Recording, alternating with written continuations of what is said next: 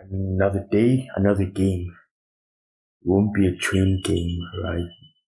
It will be a very basic game, actually. So basically, I'm doing see here, create a wish list program, right?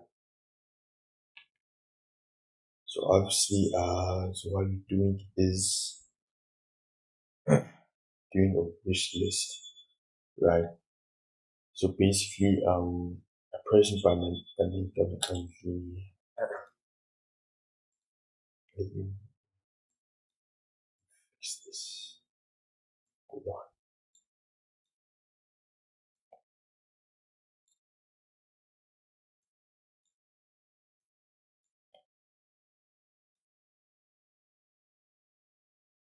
So the JavaScript, I don't believe in genies here, but okay. King Trustin told us that we cannot have few but unlimited wishes. We just use arrays and functions to build a wish list application. Seems like quite a deal to us actually. So Genie reminded us that wish doesn't make it true. There is a catch in this chapter to show you how you can build a wish list application.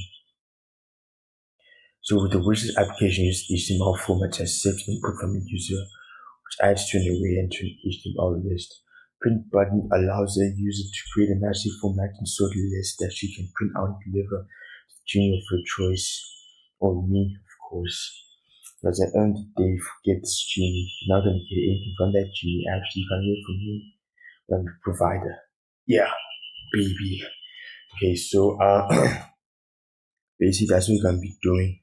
We'll be doing arrays and functions in some the HTML field, the world piece, for example. Click the added function, right?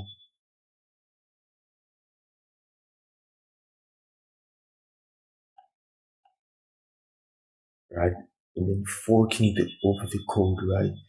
And then the item error will be into a list removed from the input field. Add a few more items to your list. Get to about 5, 6. Move on to the next step. Click the print your list button. If you do that, this might pop up. Let's get started building the wish list program. Follow these steps, right? So click the full. So basically, what you do is we're not using this JS fiddling and stuff like that, right? We're not gonna be doing that. So what we'll be doing is we're gonna go to second book. Remember, if you're students, hopefully you guys have set up like a my folder, right, and done CS book. So chapter 13, new folder, chapter 13. New files, 3 of them, wishlist.css, wishlist.html, wishlist.js, right, yada yada yada. And then yeah, that's what we're gonna be doing. And after that, can we write the HTML? So we're gonna be starting with HTML first. Let me go to my one. So what you'll be doing is you're gonna do see what I did there. Again, I'll be reminding you in every lesson. I'll be telling you how to set up an HTML. What I did there was, let me do this for example, right?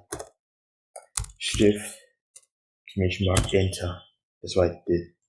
Then in the body, that's when you're gonna add the info that you want to display, that you want to set up, so you'll be able to input all of your values. So what you're gonna do is you're gonna go to your body. And in that body, you're gonna do that div element, right? Div element.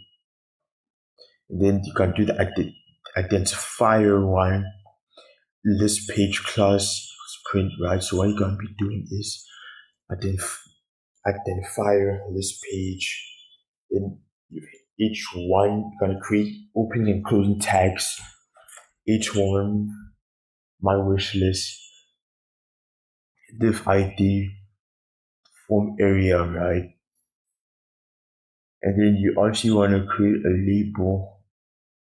Then section contain the form, put the next input field where users will enter the list items. Well, it will surround it with a label element, push the words what I want to the left of it. Label element, what I want, input type text. So basically the input type tag will basically give an option into basically putting in whatever needs to be put in, right? To make sure you'll be able to put in information on what you want in your web browser. So we don't want numbers or anything. We don't want to put in numbers. We want to put in text. So you can do text, and then your identifier will be I want.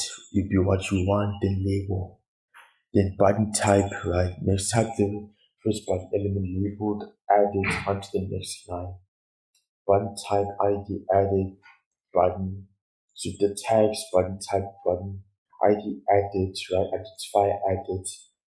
The ID function will do this will help you. It basically identifies unique identifier which must be unique in the whole document. It represents to identify the element when linking user a fragment identify script or some CSS. So you'll be able to identify the elements that you usually find in JS. Let's say in a element that you find in an array, right? Using variable or let. So just before I go on, let me speak of the difference between an array and let function. Oh, no, a variable and let. Variable is more public, right? So basically, it's more accessible to anybody, whereas a let is basically more privatized. This is used for, let's say, more important documents. So let basically it's more of a privatized one, right? It's more privatized, right? So you're gonna be doing that button type button add button type button a printable print your list button, right? So note have the print your list button show up underneath your added button type two BR elements of the first button and before the next one, right? So BR, right? So if you can set up, you make it be available your button, make it more it's gonna be able to see it if you add these tags, right? Create an empty element, div element ID of wish list, right? In div, click the update button to save your work. So obviously, you can press Control Save. Then yeah, that's what you're gonna be doing. And then okay, right, okay, fine. Then you can see the HTML. That's the result, right? That you can see.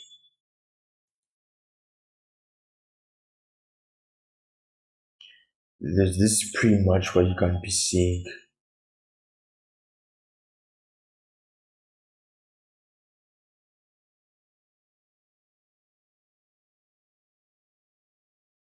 It's pretty much right.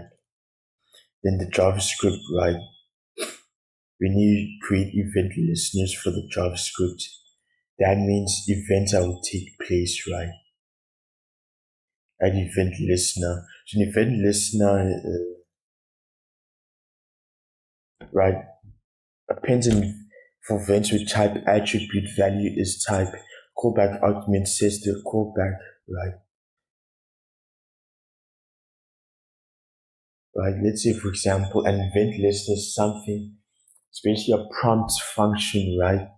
It's a prompt function that reacts into an input that you as the user input, right? Let's say, for example, you want something to respond to a click, right?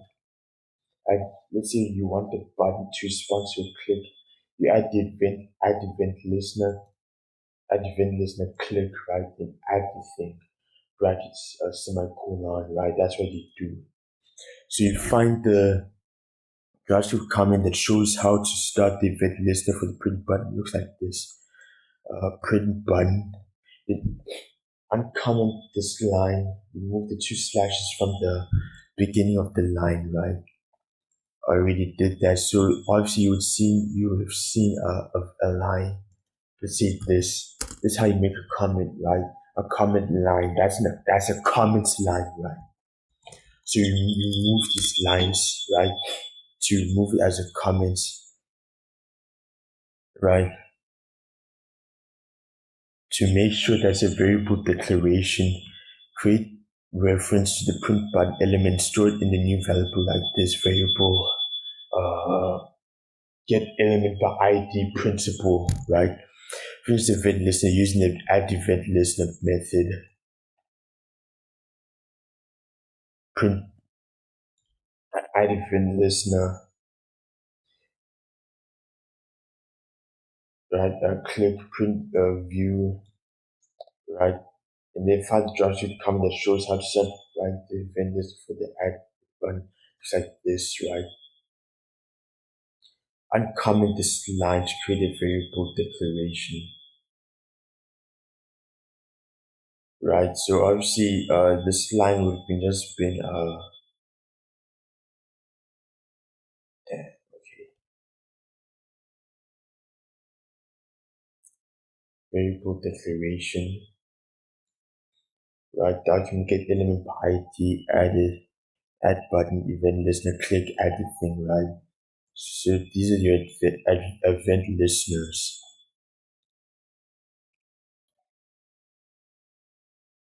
right? So you can be doing that. My list, my list area. And there's your the event listeners and global variables, right? So with the listeners in place, let's move on to create a couple of variables used throughout the program. Create a variable in JavaScript, but JavaScript code, but not inside of a function. It's called global variable. Global variables can be used anywhere within a JavaScript program. Variables that you declare inside of functions can only be used inside the functions in which they're declared. These variables are called local variables, right? All these steps create the global variables for the wish list program. So find the comment that says to create a blank array name my list and place the following array declaration. So that's what you can be doing. My list a document get element by ID, right? Then the event listens in global variables.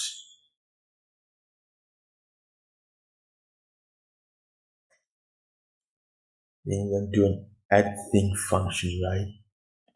So same process, add thing, right? So basically, and then when once you're done, you should be getting this so far, right? So we're not quite ready to print out. So find the count and hold the print for the print view. So we want to get print out. So you create a function that looks like this, right?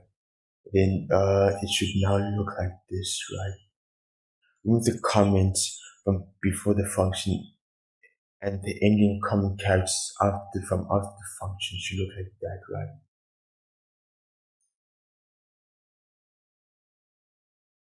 And then you by creating then you add to the list function as well my list things to add value.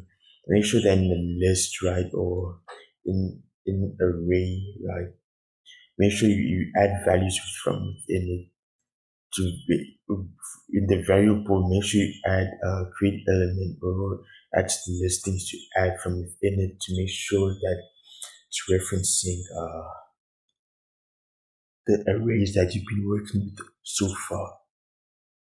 So you're gonna be doing my list, work piece, create a list. So that, yeah.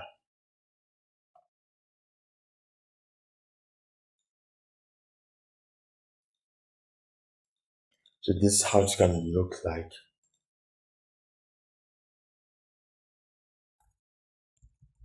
Add to the list, right? What you see here is what you need, right? My list area, append child new to this item. So input, that's what you're gonna be doing. So here's the print view that we're talking about. Get a nice look, right? Print view,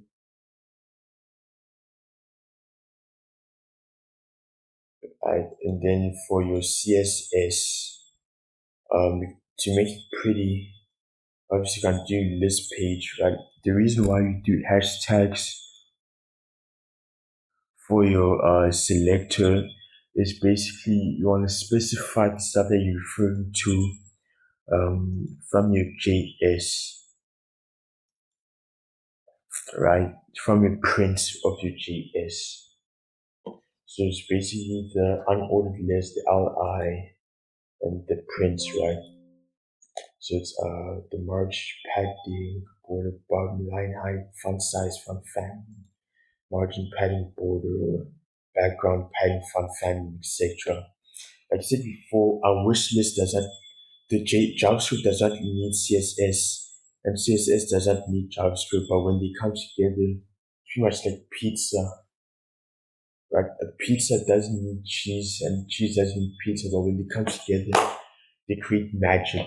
So basically, this is like the life out of the JavaScript. So JavaScript is pretty much the backbone, right? So basically, the JavaScript is pretty much set up like the bone, and the wish list pretty much the flesh adds pretty much a lot of fun into pretty much a lot of fun into the JavaScript. So the wish list is the neat part of it that's important. Then your CSS, all you have it's the fun part of the whole VS program.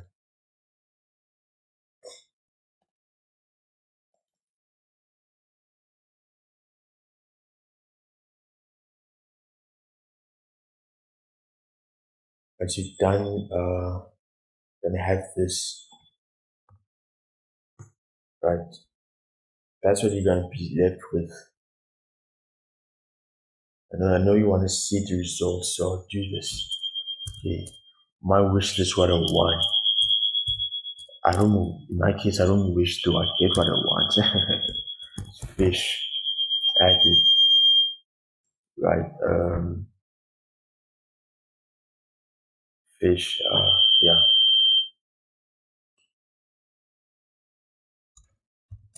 meditation added.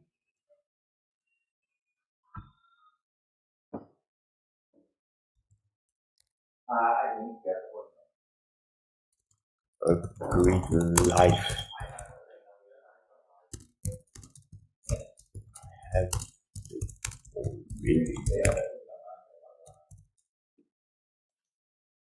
I have already. Yeah. Then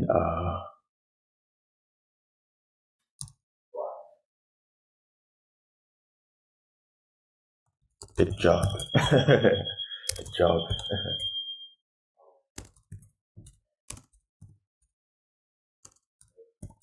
I know what I'm doing. What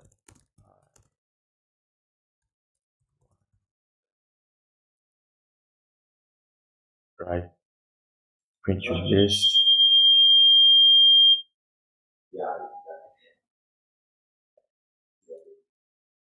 As you can see here, it adds this page print it adds the print function, right?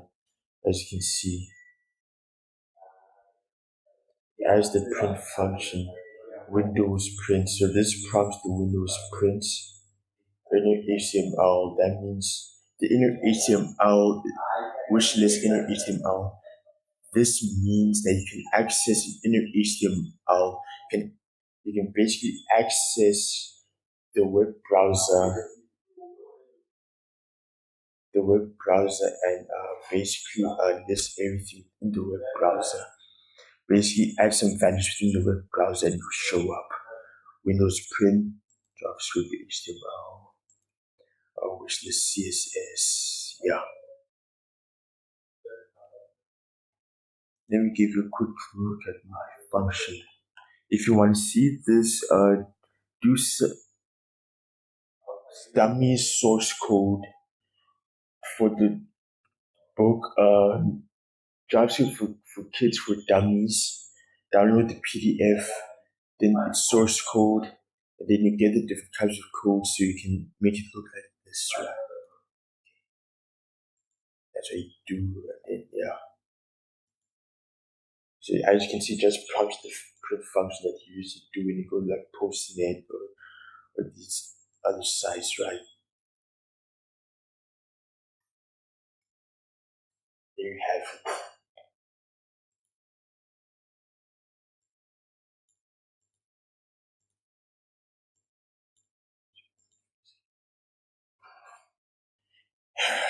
You can see my lovely face again. Thank you. Hope you guys understood what I was doing there. Thank you very much for your undivided amount of attention. Thank you very much for your time. Hope it's worth the while, and I'll see you in the jiffy for the next chapter. Thank you. Thanks. Shakaloo, like you what some surfers would say.